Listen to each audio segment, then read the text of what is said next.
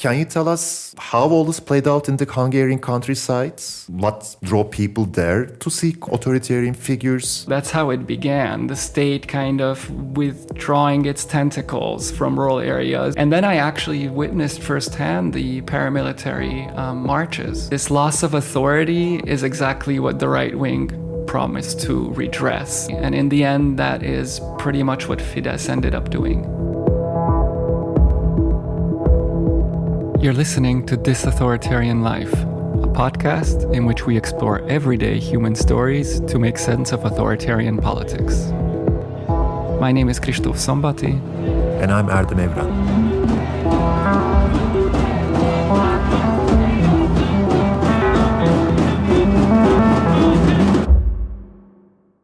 So maybe it's best to start by saying that we're in Berlin. We're sitting in my flat.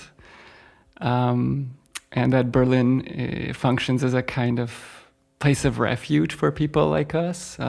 We're both dissidents. I'm from Hungary. Erdem is from Turkey. You've lived in Berlin for a longer time. Yes. I moved here, 2 years ago? Yes. With my wife. And when here in Berlin, I think about 2 years ago, a common friend introduced us. And we had this first discussion over dinner at her place. And I think one of the things we realized, we share two very important things. We both lived through an authoritarian transformation, witnessed it from close up. And this showed that there's lots of commonalities between spaces like Turkey and Hungary. And the second thing, which I think really connected us, is that we have both studied this phenomenon as anthropologists and talked about it, reflected on it for over a decade now. And we really share, I think, this desire to communicate what we've learned to a broader public or publics. And this is how we intend to do it. We will invite people, academics, journalists, activists, and more who have deep and meaningful personal stories to tell and stories that can shed light on some important aspects of authoritarianism. We plan to have guests from all around the world who have an intimate understanding of this phenomena. And to give you a brief overview of the structure of the podcasts, we would like to address 4 broad themes. The first one is or concerns the roots of authoritarianism. The second one is about authoritarian transformations and the different dynamics that are at play in different places. The third theme concerns life under authoritarianism, that is, people's personal experiences of navigating authoritarian contexts. And the fourth one, in a slightly different way, is about how to confront authoritarianism. So how about introducing ourselves to our audience? Okay, I'll go first. So I grew up in Turkey, but I left Turkey in the early years of the Justice and Development Party rule, the AKP rule, and then came to Germany. But I remain deeply connected to Turkey at the personal level, intellectual level, political level. In Germany, I was involved in the Academics for Peace group at an early stage that tried to provide some support for those academics who lost their jobs in Turkey. And I've worked for quite a long time as an anthropologist, as an academic, and currently I'm earning my life as a translator. How about you, Kristóf? I was born in 1980 in Hungary when the state socialist system was still in place. But I also lived abroad because my father was a diplomat, so we moved around, lived in Vietnam, the States, France. But I decided at the age of 19 to go home from France and grow roots. I studied sociology and later anthropology at the university. But in my 20s, I was mainly an activist. I was a long-term member of the Green movement, the ecological movement in Hungary.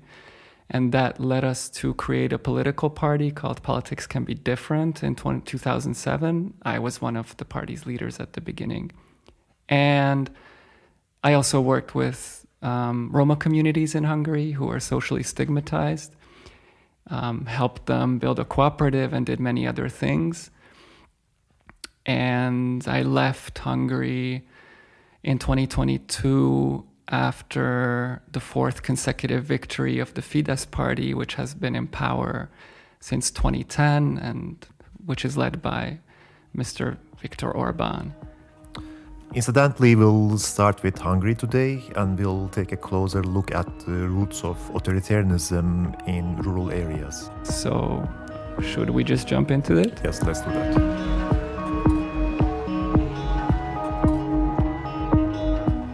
Can you tell us how all this played out in the Hungarian countrysides? What drew people there to seek authoritarian figures and who are some of the crucial actors of this transformation? Sure. I think to do that, we need to go back in time to a period when important things were set in motion, and that's the period between 2006 and 2010 in Hungary. And at that time, I was actually working with a local Roma community in northeastern Hungary, helping them actually build a cucumber growing cooperative, which we thought was an important example to set kind of in the country that cooperatives, have a future in this country. And this was 2008, 2009. And it was exactly at this time that you saw a new far-right paramilitary formation called the Hungarian Guard, organizing a series of marches through small villages, small towns, demanding that gypsy criminals be punished by the state, also promising local villagers that they would protect them from criminals, basically mimicking kind of the police, which at that time was felt to be very absent. And in more general terms, I think the elites in Budapest were seen and felt to not really take the considerations of villagers, at least in this region, seriously.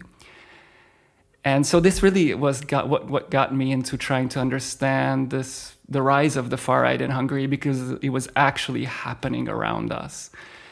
And it was an extreme situation in the sense that in the village where I helped this local Roma community with a colleague of mine, in the next village, 2 people were murdered in 2008, as far as I remember, as part of a wave of terrorist attacks targeting Roma with the explicit aim of triggering a civil and ethnic war in Hungary between Roma and non-Roma. And the way villagers spoke about these deaths was really shocking, because many of the Hungarian kind of post-peasants that I went on to do research amongst and with were saying, we're not happy to see people being killed, obviously, but we're happy to see gypsies being put back into their place, was how they put it. So there was this sense that things were breaking apart, a sense that there was social disorder, and a sense that elites were, and it was a left liberal government at that time in power, that elite was very aloof and absent and had abandoned kind of the countryside. Which are experiences which 10, 15 years ago, we kind of see them emerging in other parts of Europe, but I think Hungary was one of the first where we saw this and where I was able to watch this unfold. So what you're telling us suggests that things were different before. Like, I presume that under socialism, the kind of relations that the regime had with the Roma population and with the ethnically Hungarian population were different. So how did the fall of socialism kind of contribute to all this? Well, okay, so let's jump back there, and then let's come back to the present. So under socialism, the socialists made an effort to really build a unitary working class. And part of that drive was to bring Roma, who at that time, until the 50s, 60s, were really living on the margins of society. Not all of them, but a large percentage of the Roma population, and that's about 600,000 people at that time in a country of 10 million. Living in shacks, some of them in the forest on former aristocratic estates, in traditional communities. But already before socialism, they had started losing their jobs as industrialization picked up, because they repaired things, they were craftsmen, they were musicians, and some of these professions were lost already before socialism. And the socialists faced this task of doing something with this really marginal group. And the idea they came up with was to proletarianize them, so put them in factories, basically. And they also saw their task. There was a big debate within the Communist Party about what to do, but the faction that promoted basically cultural assimilation won out. So they also deliberately tried to break up traditional communities. And these communities, some of them had their own language, but they all had their own customs and rituals. And the idea was to make good workers, basically Hungarian workers, out of them. And so they brought them from the margins or the outskirts of villages and towns into towns, building new houses for them. As I said, putting them into factories and really integrating them into schools and to some extent in public life. So this is what I meant by kind of building this unitary working class. After 1990, so this project was semi-successful, I would say.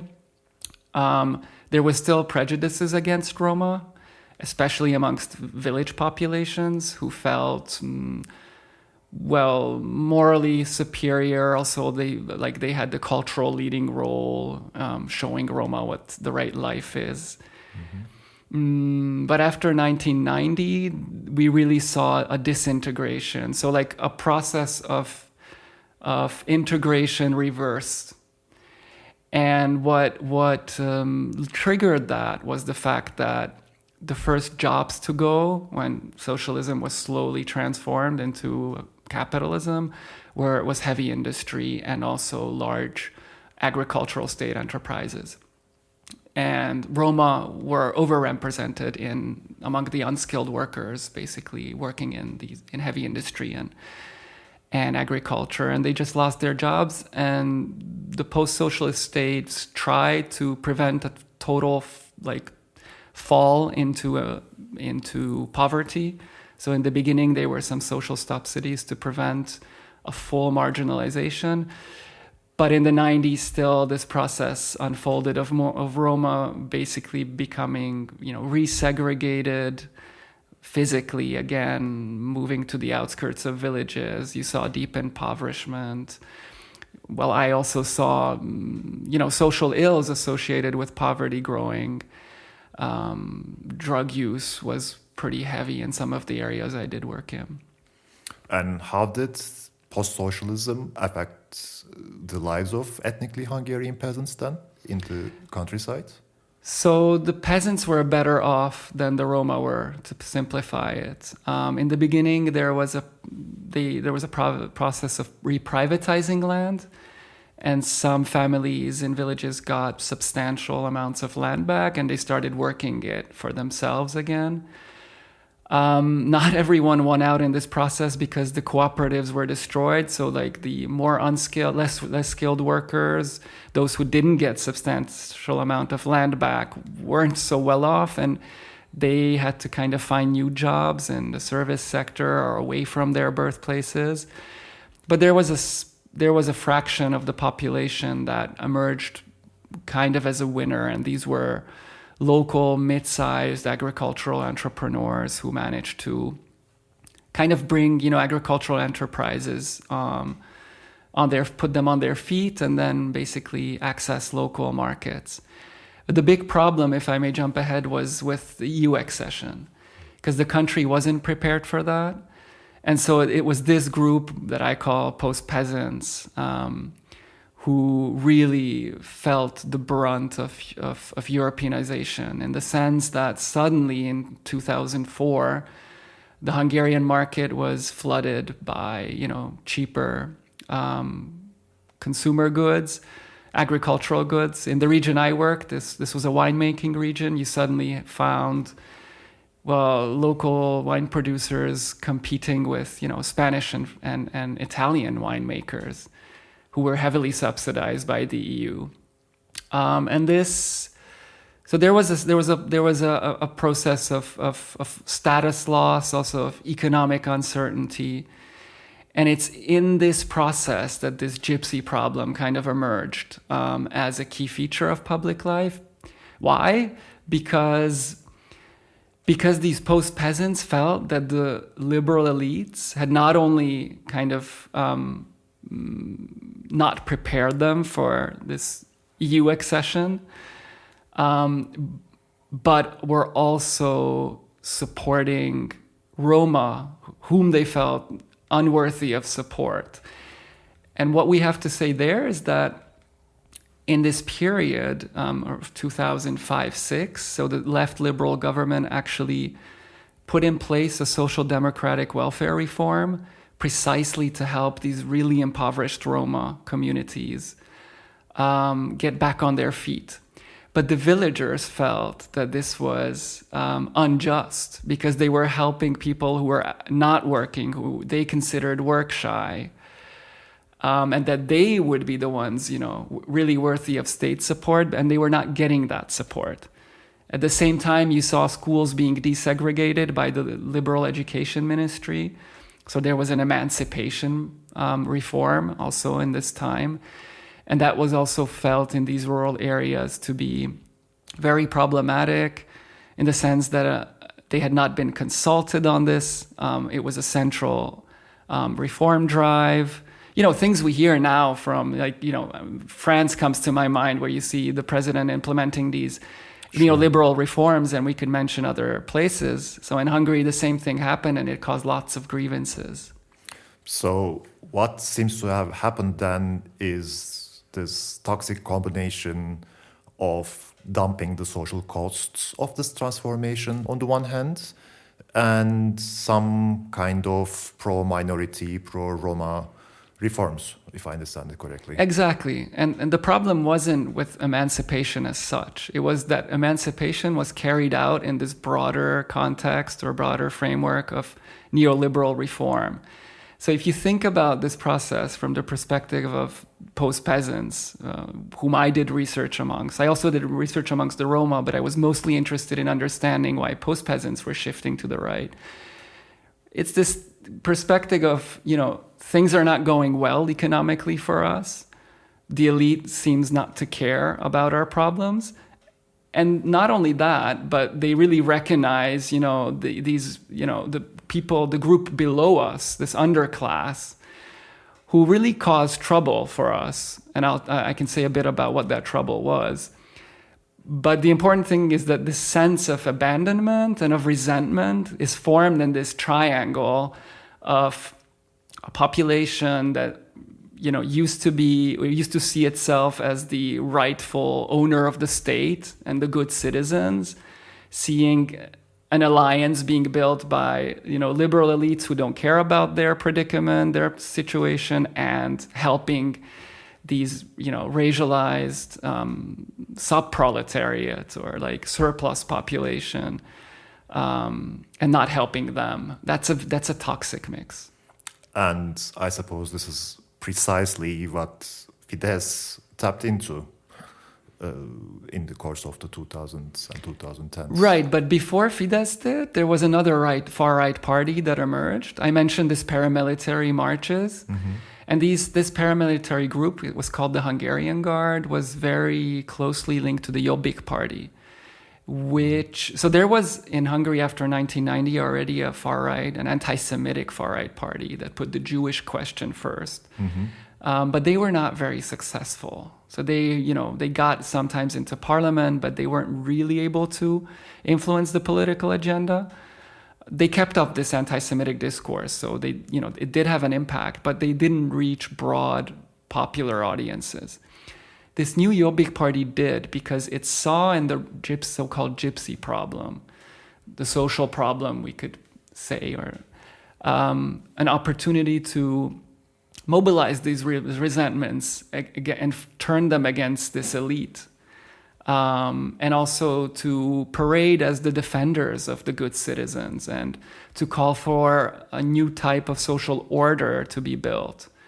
And so Jobbik was very successful in realizing that there was a grassroots popular movement which was,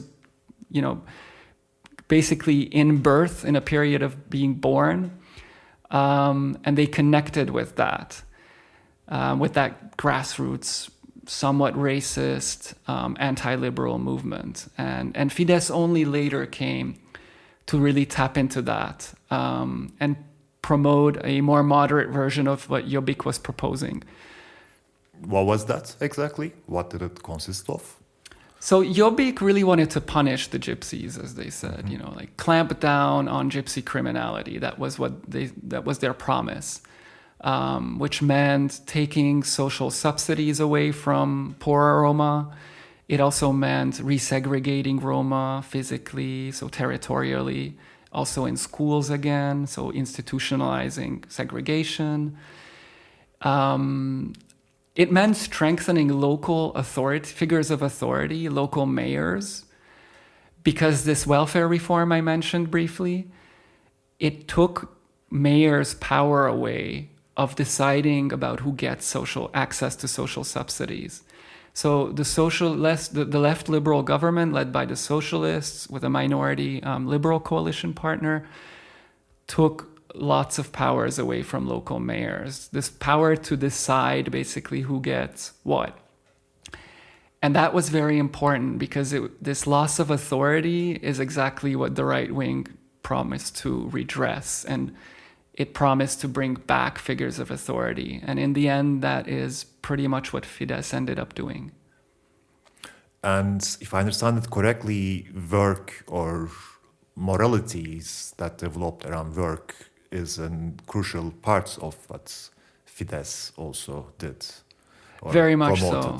Very much so. And this goes back to the post-peasant ethic and, the view of the good life or the right life. And that is that it is work and hard work only that should get you ahead in life, as one of my post-peasant interlocutors put it to me in this village where I worked. And just, if I may come to this village just briefly, just to maybe give the audience a sense of what was going on. So it's a small village, 3,000 people, with maybe 400 Roma living in former streets. In streets that were formerly inhabited by poor peasants. And they'd been living there since the 50s. But in the period when I was doing research and a bit before that, there were really a set of tensions that arose between the Roma and non-Roma population. Frictions, border frictions. Roma were on the one hand trying to leave this segregated settlement where they were living and trying to buy houses within the village, properly speaking, and the peasants wanted to prevent that. Mm-hmm. Why? Because the narrative was that Roma were becoming, out of hand or were unruly, and that they were responsible for petty theft. And there was this behind the Roma settlement, there was this so-called cellar hill where supposedly the best wine could be made. Remember, this is a viticultural region, so winemaking has really strong roots and traditions. Mm-hmm. And between 2000 and 2010, just before I did research there, but my research was partly bent on trying to understand this micro-history of the earlier 10 years, what had gone wrong.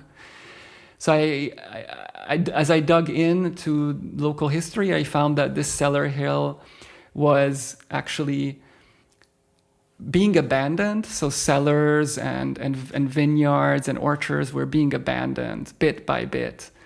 And kind of the houses built there were falling apart. And the local non-Roma blamed the Roma for this situation, saying, the local underworld, as they called it, these good for nothings are taking our houses apart. They're stealing fruit from us, and no one's here to protect us. The police is not doing anything. The Interior Ministry is legalizing petty theft. It was a liberal interior minister, so there was a direct kind of link to the central government doing things wrong. And they blamed Roma basically for, their larger problem, which was, basically, as I said, this EU accession going wrong and just status loss and a feeling of disempowerment, of power shifting away from these villages, of resources shifting away from these villages. And Roma became scapegoats. And there was a local elite group that really played a very important role in signaling Roma out and in spinning this new narrative of gypsy criminality before Jobbik did. That's important. Mm-hmm.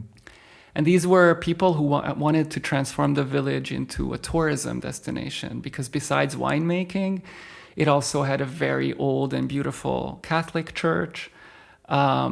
It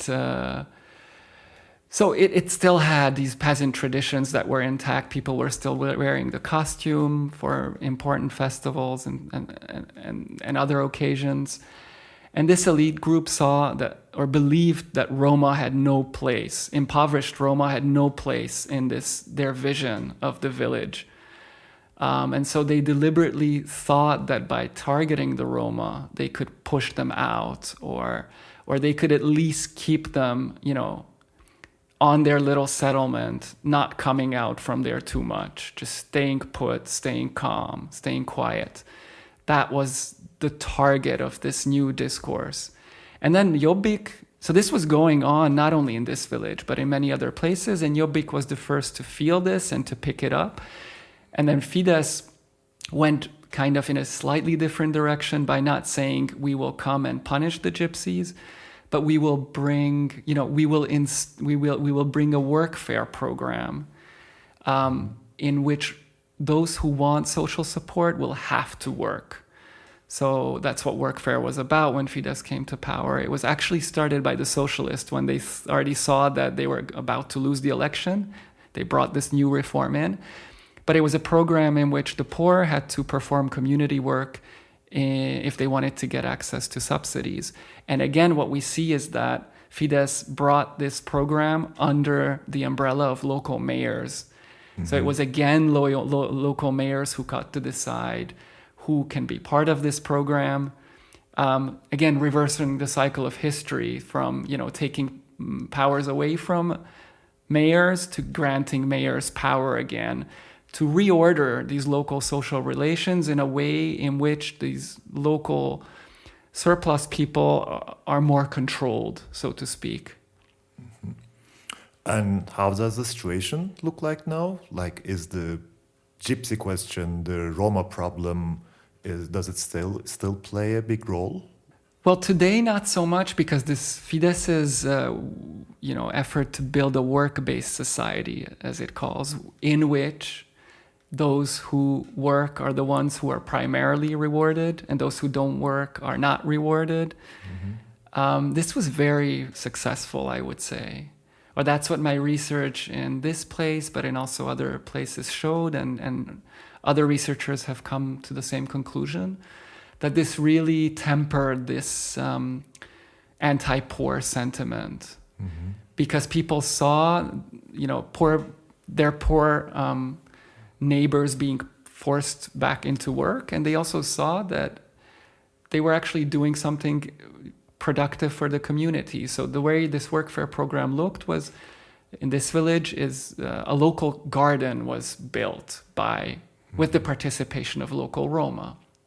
And they grew vegetables, and there were also some small animals like chickens and ducks. And the produce from the local garden and these animals ended up in the kitchen of the local kindergarten and the local school. So this, kind of village economy was kind of re-energized through this program. And people, like the post-peasants, felt like there's new life in the village. Also, Roma were cleaning the streets as, this part of this workforce. They were embellishing the village by planting flowers. So suddenly, they were again part of the local economy, part of the local social fabric, with the help of the Fidesz-run state. And there was this post-peasant group also felt that they were much more in control of the situation again, thanks to this local authority figure that was the mayor. So it was a lot of, I think Fidesz's success in the countryside has to do with this successful reordering, bringing a new order, and an order that this social group perceived to be much more moral because it rewarded the good citizens. Finally, you spent such a long time conducting research in this place, in this winemaking village. What sort of conversations got stuck on your mind? What sort of encounters do you still remember from this time that speak into what you are talking about? Oh, I have many memories, but so one of them is these conversations with these local post-peasants and also with local mayors, and saying how one of the mayors was telling me, well, yes, stealing 20 kilos of grapes earlier, really it happened, but it was never a problem. But now that the peasants aren't doing so well, even 10 kilos of fruit matter when they're gone from one day to the other. So you could really see that the same act kind of had a totally different signification before the economic crisis and after the economic crisis. And I have lots of these conversations in mind. I also have conversations that were very painful to listen to in mind when, you heard people, and these were the most, so the people I have in mind are like really the ones who became associated and staunch supporters of the far right. Jobbik, first of all. Mm-hmm. And, they were saying things to me, probably also provoking me that, they want to see Roma being sent away to gas chambers and seeing them go up in smoke. That was the most extreme, but there was lots of like verbal violence saying, yeah, these people really need to be punished and put back into their place. And then I actually witnessed firsthand the paramilitary marches. And in this village, it wasn't only a march. So usually the paramilitaries would arrive to a place and stay, just for the day or maximum 2 days, going up and down the main street, following Roma to the shop, and just to, mimic the state and saying we're here to protect the good citizens. But in my village, so to speak, they stayed for 3 weeks. Mm-hmm. And I could feel the tension raising day by day among the Roma. And little kids were peeing in their pants at night. There was terror among the Roma, which was exactly what the paramilitaries wanted to provoke. And then I saw street fights. Well, I didn't see it, but I heard it. Because I was staying in this border zone between the gypsy settlement and the village, properly speaking. And there was a clear demarcation zone, by the way. Mm-hmm. And I heard a fight breaking out between the paramilitaries and Roma. Lots of shouting. It seemed very violent. In the end, there wasn't lots of injuries. So there was more smoke than flame, but still, it was a very, very tense situation where you could see what a racist, popular mobilization looks like, and it was in a way quite frightening. Last thing about this is that towards the end of my research, I took on a much more active role. So I stepped out of the researcher role because I was also founder of the Green Party and actually responsible for the Roma integration policy of the party. And what we tried to do in this village, since I knew it so well, was to have representatives of both groups kind of sit around the table to discuss how this violent situation could be, tempered and de-escalated. But the takeaway from that was that it was impossible to have this kind of negotiation and mediation in such a tense situation. And what solved that was actually Fidesz finally agreeing to sending the police into the village and kind of forcing the paramilitaries to leave. But it took 3 weeks for Orbán to actually say something. It was a national incident. Even international news outlets were there with reporters. But after 3 weeks, I think Orbán wanted the country to see that gypsies were a problem, that the far right had no good solution because violence was going to beget more violence. So he deliberately, I think, waited, and then he sent the police in to show that now there's law and order and we will restore it. So besides the workfare program, there was an effort to bring police or to finance the police forces better in the countryside, and that also probably played a role in tempering these racist sentiments and calming the situation. And lastly, and this I'll end with this, but it's also important that. So I mentioned the Socialist Emancipation Program, which I found, problematic, but in the sense of these, being combined with these neoliberal reforms, but also in the sense that the socialists had no economic strategy of what actually to do with poor populations, unskilled people who used to work in factories. And Fidesz, what did it do? It brought new factories to the countryside. So at first, German capital was attracted with tax subsidies, also very low corporate taxes to Hungary. And these days, it's Chinese automakers who are coming also to Hungary to build new factories. And these factories sucked up some of the, people who were left surplus in the neoliberal economy. So Fidesz also had an economic strategy besides this answer, this workfarist answer to this racist dynamic. It also had an economic strategy that was also quite successful for a time. And do you think that the strategy will remain successful, or can you imagine a scenario where, the paramilitaries or the Jobbik actually potentially galvanize the situation or try to control the situation through force, violence, etc.? Right now, it's hard to see that. So the Jobbik party then shifted towards the political center after it saw Fidesz taking its place on the far right, and then that strategy failed. It's a long story, but in the end, it ended up failing, and the party disintegrated. But there's a new radical right, or no, extremist right-wing formation called the Our Homeland Party, which was founded by earlier or Jobbik members. So it's a new permutation of that kind of far-right politics. And they're making inroads into rural areas, but they're not able to. So Fidesz has entrenched itself so deeply in rural areas that this far-right group, which is even to the right of Fidesz, has a very hard time mobilizing. It's trying and it's achieving some kind of success, but and they're also reviving this Roma topic, but it's not their main kind of thrust right now. They're talking about, they were anti-vaxxers after COVID. Their discourse was also a lot about the, against the refugees. So basically supporting or even pushing Orban to the right of being really tough on refugees entering Hungary, keeping asylum seekers out. And the Roma issue is there, but I wouldn't say that they're really successful at doing what Jobbik did before. I don't see that coming. So one important point that comes out of this conversation is that the desire for authority is partially born out of resentments and a sense of social and moral breakdown.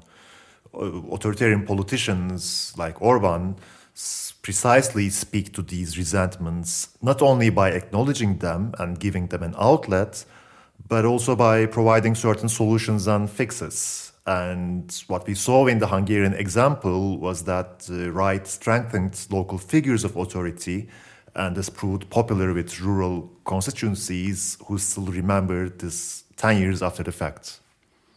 Yeah, that's right. I think that's important. Of course, I think we should also keep in mind that these fixes are never kind of permanent. And I didn't have time to go into it, but there are obviously problems with the economic model that Hungary is pursuing. And lately also there's, political challengers to Fidesz's rule. But I think it is important to keep these rural areas in our heads because so many things happen in them. And we can see in Hungary that the ruling party is really so deeply entrenched there that it's hard to dislodge it. I think this Gramscian perspective on wars of position is helpful in that sense, to see this entrenchment, and it will require quite a lot of political, associational, cultural work for an alternative to emerge in the countryside. Well, in the Turkish case, it took an unprecedented economic meltdown for that to happen, actually. Right. We'll talk about that. I guess we'll come back to Turkey. We'll come back to that. But yeah, so just following up on you, I think another takeaway is just the way we think about the countryside, the rural areas, because usually we tend to see them as these places where things arrive to, but things don't come from. And that's also, not only in politics, but also in politics. And I think not only my story, but other stories unfolding at this moment in time around us are sending the message that we need to think in different ways. Rural areas can be very much places where new political moments and new political momentum can be born. And I think at this point we should mention that we're actually recording this first episode the day after the French elections, the first round of the French legislative elections. And of course, we still need to properly look at what happened, but it's very clear from the results that the Rassemblement National gained foothold in areas where it had none before. In Brittany, southwestern France, in the Pyrenees, and of course in the north, where it already had a foothold, it just swept all of the constituencies. And if you look at the French discourse now about why this is happening, it's very much focused on social dumping in the countryside, the fact that public services, social services have been slowly dismantled, that there's no post office. This is exactly what happened in Hungary. And in the period I was talking about, that's how it began. The state kind of withdrawing its tentacles from rural areas, thinking that it can get away with it because these are passive populations and they'll just swallow the bitter pill of neoliberal reform. And we see that pill can be swallowed, but then it upsets the stomach, so to speak. And then just ending with this reflection on yesterday's events in France, and then it's too late when either a liberal president and his camp, realize that they have been wiped out from most of their bastions. Absolutely. And the left also is... licking its wounds is maybe, it comes close to it, but they also won in certain, but mostly urban strongholds, right? And they're seeing also that they can't mount this challenge anymore in rural areas where it's basically the far right and radical right-wing elements from the former Les Républicains party that are there. There are, of course, exceptions still in France, but still the dynamic I think we're seeing speaks to this revolt of the provinces that I think we don't always notice immediately when it's happening because we tend to be far from these places. And not to forget that we are facing a very similar problem here in Germany as well. And actually, more recently, whereas the left party is becoming almost irrelevant, electorally speaking, it is Sarah Wagenknecht's party, BSV, that is actually potentially making gains in rural areas, mainly in the eastern provinces, but potentially also maybe also in the west. And even though we may not agree with her solutions or her answers, I think she seems to be one of the few politicians who actually understand where the problem lies. Yeah, and just the last word on this, I think. So, I talked about this toxic mix of neoliberal reforms that hurt, petty bourgeois constituencies. and an emancipation politics targeting racialized minorities. I think this is exactly kind of the toxic mix that we see in Germany also playing out, and that, as you say, the Bündnis Sarah Wagenknecht is trying to answer in their own way. I guess we can still come back to discussing her later. But yeah, there are resonances, so to speak, between European spaces, and I think these resonances we'll want to explore them during later episodes.